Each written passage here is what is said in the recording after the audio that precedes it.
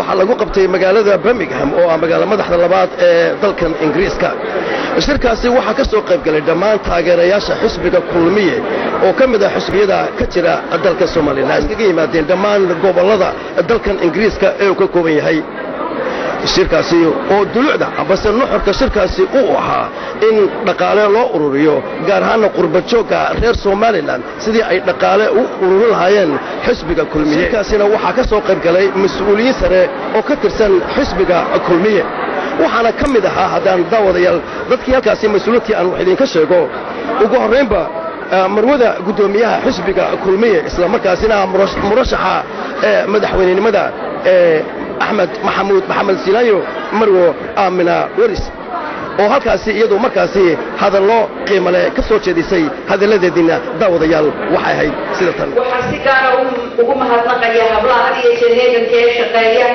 ee ay caashi ay ka mid tahay ee ay qadar ka mid tahay ay sabax ka mid tahay ee hablaha halka jeedin hadda magacyadooda imkaan wada xusuusnay kaliya aad iyo aad loo fiican yahay xisbigeena runtii oolihii iska bilaabmay hawlay ku jiraan habeen iyo maalin ama xafiiska ha lagu shirayo ama hoteelada magaalada ha lagu shirayo ama guriga iyaga ha lagu shirayo ee hawshii ay socoto oo ta halkan ka socoto mid la eg hargeysana ay ka socoto ayaan idin sheegaya waa maqasheen 2-3 casho ka hor in guddigii nusdambeedka ahayd ee hoggaanka xisbiga taageeri lahayd la magacaabay oo la sheegay waa ka warqabteen intii hoggaanka xisbiga iyo intii la magacaabay bay isku biiraysa arrimaha ololaha waa inta coordinate garaynaysa ee abaabulkeeda mar walba lagula soo noqonayo doonaya inaan dadkii tabaruca sameeyey ee ixtiraamay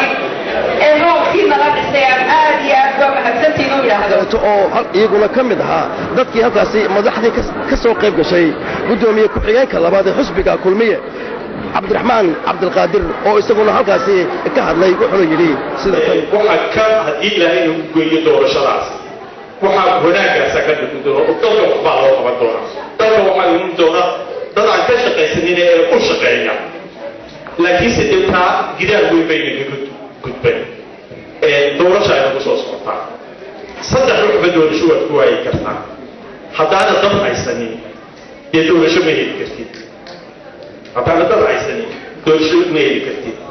haddana maamul wanaagsan haysanna ee doorasho ma heli kartid doorasho ee Afrikada joognaa maalinta hadii lagu dhaco ee la kootiyo lagu dhaco ama goobta lagu dhaco ama tirada dadka lagu dhaco doorasho ma heli kartid marka ay dib u doorka ka ciyaari kartaani waa qorshaha guddiga halka la idinka sheegi doono maanta bay doonaynaa inaan qorshaha galo taa idinka liiday takala aynu doo wax idinka caawinaynaa waa taa had iyo goor idin sheegno waa mid dhaqaale Soomaalida hore u dhamayso waxay yiraahdeen faraad falayn iyo wax ma duugaan ma garatay kaloo halkaasi isaguna ka hadlay xogayaha arrimaha dibadda ee xisbiga kulmiye oo isaguna halkaasi hadallo qiimada ka soo jeediyay maxamed cabdilaahi isaguna wuxuu yiri sida tan doonayna qorshahan damacsan inaan isu kooxda tirada hablaha Soomaaliland iskuulada dhigto oo aad uga yar marka loo eego tirada inamada waxaan loo baahan yahay in arrinta xagga doorka laga soo bilaabo xagga equality-ga xagga tacliinta iyo adeegyada ay hay'adaha dawliga ee dumarka gargaar ay u baahan yihiin waa priority xisbiga kulmiye leeyahay imaanaan qoonday arrimaha kale loo qorshaysan waxaa ka mid ah in dekada berbera oo imika noqotay meel laga haajiyo laga guuray in aanu ka dhigno free trade zone leh facility-gii ganacsi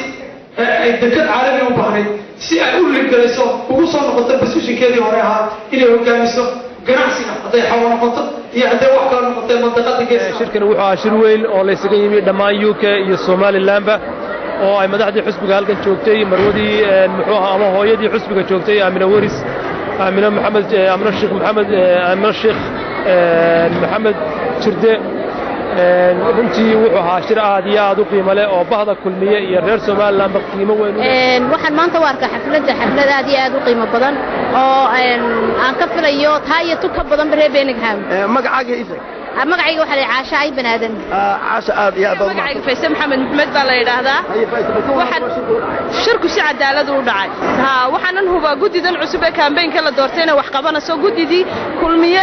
meel fog gaarsiinayay ee hankii uu jeedo يعني فلينسay inay kamid tahay gudidani ilaahayna haynagu guuleeyo kulmiyana shaala bidmilaahi kariimsan waad mahadsan tahay xafladda tan aanu samaynay waa xafladii ugu ballaadhnayd ee ka dhacda sida aan ka warqabo Yurub aad iyo aad baa looga soo qayb galay waxaana ka soo qayb galay xisbiga kulmiye taageerayaashiisa iyo dad badan oo xiiseynayay oo kale xaflad dadkeeda la tiro koobi kara maaha hoolkan uu kirayna waa hool 1500 oo qof qaada sida aanu qiimaynta ku samaynay imika ilaa hadda waxaan ay u muuqataa ilaa 1000 qof inay ka soo qayb galaan xafladahan dadweyne aad u badan fara badan ayaa halkaasi ka hadlay oo markaasi xisbiga ku taageerayay hiil iyo hooba daahir Ismaaciil Xajaadan Universal TV Birmingham